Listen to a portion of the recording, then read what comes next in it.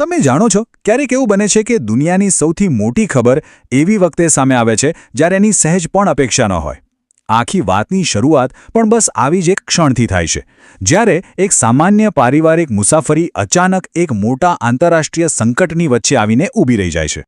જરા આ શબ્દો પર ધ્યાન આપો. એકદમ સામાન્ય પરિસ્થિતિ. દુબઈમાં પરિવાર સાથે રજાઓ પૂરી થઈ અને ઘરે પાછા ફરવાની ઉતાવળ.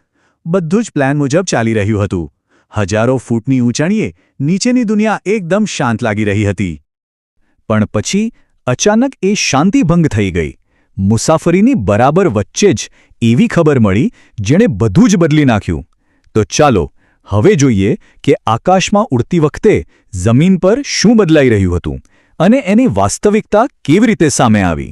ફ્લાઇટ લેન્ડ થાય એના થોડા સમય પહેલાં જ આ સવાલ મનમાં ઘૂમરાવા લાગ્યો. આ કોઈ નાની સૂની ઘટના નહોતી, પણ એક મોટા સંઘર્ષની શરૂઆત હતી. સાચું કહું ને, એ સમાચાર સાંભળીને જે આઘાત અને ડરનો માહોલ બન્યો હતો એની તો કલ્પના જ ન કરી શકાય.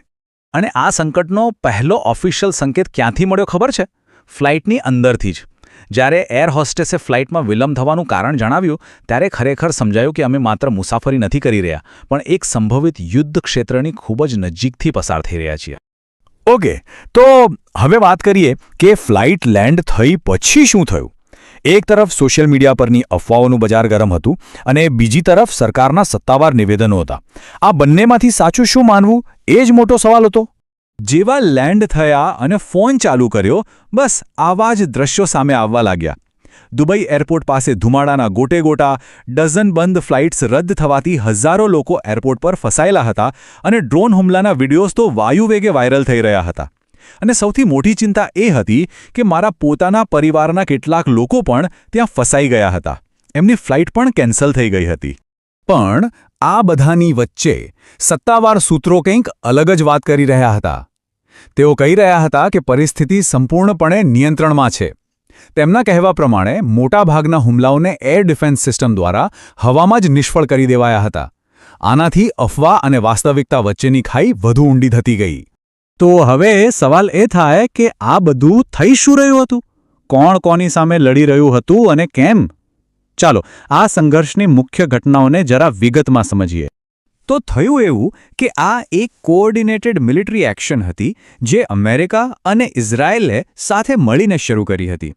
તેમનો મુખ્ય ટાર્ગેટ ઈરાનના લશ્કરી મથકો હતા અને એવી પૂરી શક્યતા હતી કે આ કાર્યવાહી કેટલાક દિવસો સુધી ચાલશે. અને આ ઓપરેશનની અસર ઈરાનમાં તરત જ દેખાવા લાગી. ત્યાંના મુખ્ય શહેરોમાં ભયંકર વિસ્ફોટો થયા. એટલું જ નહીં, ઈરાનના સરકારી મીડિયાએ પોતે એ વાતની પુષ્ટિ કરી કે તેમના કેટલાક ટોચના નેતાઓ આ હુમલામાં માર્યા ગયા છે અને આખા દેશમાં રાષ્ટ્રીય શોક જાહેર કરવામાં આવ્યો. સ્વાભાવિક છે કે ઈરાન ચૂપ ન બેઠું. આ હુમલાના જવાબમાં એમણે પણ તરત જ વળતો પ્રહાર કર્યો. ખાડી દેશોમાં આવેલા અમેરિકી સૈનિક બેઝ પર મિસાઇલો અને ડ્રોનથી હુમલા કરવામાં આવ્યા, જેના કારણે આ સંઘર્ષ વધુ ઉગ્ર બન્યો. હવે સૌથી અગત્યનો સવાલ, હજારો કિલોમીટર દૂર મધ્ય પૂર્વમાં ચાલી રહેલા આ સંઘર્ષની આપણા પર, ભારત પર શું અસર પડી શકે? શું આ લડાઈ ખરેખર આપણાથી એટલી દૂર છે જેટલી લાગે છે? જુઓ, સૌથી પહેલી અને સૌથી મોટી વાત તો માનવતાની છે. 1 કરોડ કરતાં પણ વધારે ભારતીયો, વિચાર કરો, 1 કરોડ એ ખાડી દેશોમાં રહે છે, કામ કરે છે. તેમની સલામતી ભારત સરકાર માટે સૌથી મોટી ચિંતાનો વિષય છે. આ માત્ર એક આંકડો નથી, આ લાખો પરિવારોની જિંદગીનો સવાલ છે. અને હવે વાત કરીએ અર્થતંત્રની. આ ચાર્ટ જુઓ, એ સ્પષ્ટ બતાવે છે કે આપણી એનર્જીની જરૂરિયાતો માટે આપણે મધ્ય પૂર્વ પર કેટલા નિર્ભર છીએ. આપણું લગભગ 50% ક્રૂડ ઓઇલ ત્યાંથી જ આવે છે. તો આ આખી ચેઇન રિએક્શન કેવી રીતે કામ કરે છે તે સમજીએ. જો ત્યાં યુદ્ધ થાય તો સમુદ્રી રસ્તાઓ પર ખતરો વધે, મતલબ કે શિપિંગનો ખર્ચ વધે. અને જો શિપિંગ મોંઘું થાય તો સીધી અસર પેટ્રોલ ડીઝલના ભાવ પર પડે અને પરિણામે મોંઘવારી વધે. આ આખું ચક્ર આમ ચાલે છે, જેની સીધી અસર આપણા સૌના ખિસ્સા પર પડે છે. તો હવે સવાલ એ છે કે આગળ શું? ભવિષ્યમાં શું થઈ શકે છે? એ સમજવા માટે આપણે થોડું પાછળ વળીને જોવું પડશે. આ વિસ્તારનો ઇતિહાસ આપણને ઘણું બધું શીખવી શકે છે અને કદાચ ભવિષ્યના કેટલાક સંકેતો પણ આપી શકે છે. આ હુમલો અચાનક જ નથી થયો. એની પાછળ એક આખી કહાની છે. છેલ્લા કેટલાક મહિનાઓથી ઈરાનની આર્થિક હાલત ખરાબ હતી. દેશની અંદર જ મોટા વિરોધ પ્રદર્શનો ચાલી રહ્યા હતા અને એક તરફ શાંતિ માટે વાતચીતની ચર્ચાઓ પણ થતી હતી અને બરાબર એ જ સમયે આ લશ્કરી કાર્યવાહીએ આખી બાજી પલટી નાખી. અને મધ્ય પૂર્વનો ઇતિહાસ આપણને એક બહુ મોટો અને કડવો પાઠ શીખવે છે. જ્યારે પણ બહારની કોઈ શક્તિએ ત્યાં હસ્તક્ષેપ કર્યો છે ત્યારે અપેક્ષા તો એ જ હોય છે કે બધું બરાબર થઈ જશે, સ્થિરતા આવશે. પણ થયું છે શું? મોટાભાગના કિસ્સાઓમાં પરિસ્થિતિ સુધારવાને બદલે વધારે ગૂંચવાય છે અને વધુ અસ્થિર બની છે. અને આ બધું આપણને એ જ મોટા સવાલ પર લાવીને મૂકી દે છે જેનો જવાબ અત્યારે કોઈની પાસે નથી.